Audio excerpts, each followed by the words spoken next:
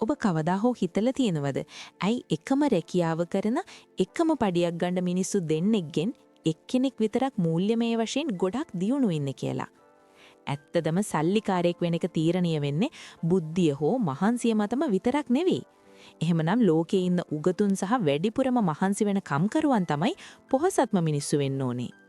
නමුත් සැබෑ රහස තියෙන්නේ ඔබේ යටිහිතේ. අද අපි කතා කරන්නේ ඔබේ යටිහිතේ තියෙන මනි බ්ලූප්‍රින්ට් එක. එහෙම නැත්නම් ඔබේ මුදල් සැලැස්ම වෙනස් කරලා කෝටිපතියෙක් වෙන්නේ කොහොමද කියලා. ටී හව් ඒක ඔහුගේ Secrets of the Millionaire Mind පොතේ අපේ මනස සමාන කරන්නේ වායු සමීකරණයකට.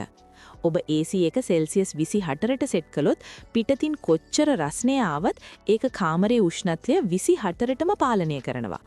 අපේ යටිහිතෙත් මෙන්න මේ වගේ මූල්‍ය තාපමානයක් තියෙනවා. උදාහරණයක් විදිහට ඉලෝන් මස්ක් වැනි බිලියනපතියන් බංකොලොත් උනත් ඉතා ඉක්මනින් නැවත බිලියනපතියන් වෙන්නේ ඔවුන්ගේ මනසේ තාපමානය බිලියන වලට සකස් වී නිසායි.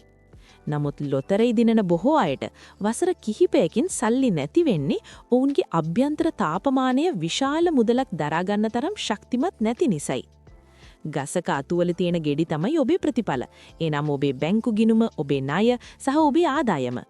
ඔබ අස්වැන්න වෙනස් කරන්න ඕනේ නම් මුලින්ම ඔබ වෙනස් කළ යුත්තේ නොපෙනෙන දේ. එනම් මේ ගසේ මුල්. අපි ජීවත් වෙන්නේ ලෝක හතරක. භෞතික, මානසික, චිත්ත වේගීය සහ අධ්‍යාත්මික.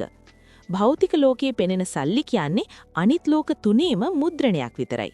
ප්‍රකාශන ක්‍රියාවලිය සිදුවන්නේ මෙහෙමයි. සිතුවිලි වලින් හැඟීම් ඇති වෙනවා, හැඟීම් වලින් ක්‍රියාවන් ඇති වෙනවා, ඒ ක්‍රියාවන් වලින් අවසාන ප්‍රතිඵල ලැබෙනවා. අපේ යටිහිතේ මේ මුදල් සැලැස්ම හැදෙන්න ප්‍රධාන ක්‍රම තුනක් බලපානවා. පළවෙනි දේ වාචික ක්‍රමලේඛනය. ඒ කියන්නේ කුඩා කාලේ ඔබ සල්ලි ගැන අහපු දේවල්. සල්ලි කියන්නේ හැම නපුරකටම මුල. සල්ලි ගස්වල හැදින්නේ නැහැ වැනි කියමන් නිසා ඔබ නොදැනුවත්වම පොහොසත් වීම නරක දෙයක් ලෙස දකින්න පුළුවන්. දෙවෙනි දේ ආදර්ශනය. ඔබ කුඩා කාලේ ඔබේ දෙමව්පියන් මුදල් පාවිච්චි කරපු විදිහ. ඔවුන් සල්ලි ඉතිරි කළාද නැත්නම් අධික ලෙස වියදම් කළාද? ඔබ නොදැනුවත්වම ඔවුන්ව අනුකරණය කරනවා වෙන්න පුළුවන්. තුන්වෙනි දේ විශේෂ සිදුවීම්. කුඩා කාලේ මුදල් නිසා ඇති වුණු රණ්ඩු දබර හෝ චිත්තවේගී අත්දැකීම් ඔබේ මූල්‍ය රටාව හෙඩගස්වනවා. හොඳම පුවත තමයි අපිට ඕනෑම වෙලාවක මේ පරණ බ්ලූප්‍රින්ට් එක අලුත් කරන්න පුරුවන් වීම. ඒ සඳහා පියවර 4ක් තියෙනවා. පියවර 1 දැනුවත් වීම. ඔබේ මනසේ තියෙන වැරදි විශ්වාසයන් හඳුනා ගන්න. පියවර 2 අවබෝධය. මේ සිතුවිලි ඔබේ මේවා නොව පිටතින් ඇතුළු වූ දේවල් බව තේරුම් ගන්න. පියවර 3 වෙන් කර ගැනීම. ඒ පරණ සිතුවිලි අතීතයට අයිති බවත් වර්තමානයේ ඔබට අලුත් තීරණ ගත හැකි බවත් තේරුම් ගන්න. පියවර 4 නැවත වැඩසටහන් ගත වීම. ධනාත්මක ප්‍රකාශ මගින් අලුත් දත්ත ඇතුළත් කරන්න.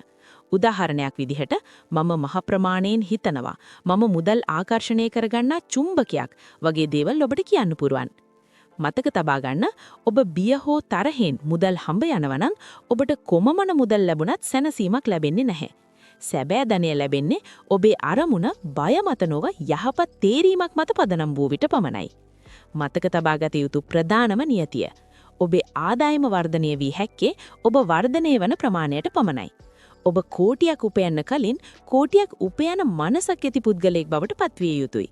මේ වීඩියෝ එකෙන් ඔබේ මනසට පොඩි හෝ ගන්මක් ඇති වුණා නම් ඒන් අදහස් වෙන්නේ ඔබ වෙනස් වීමට සූදානම් බවයි. තවත් මෙවැනි වීඩියෝ නැරඹීමට අපව සබ්ස්ක්‍රයිබ් කරන්න. ඔබ ඔබේ වටිනාකම වැඩි කරගන්න. එතකොට මුදල් ඔබ පස්සෙන් දුවගෙන එවි.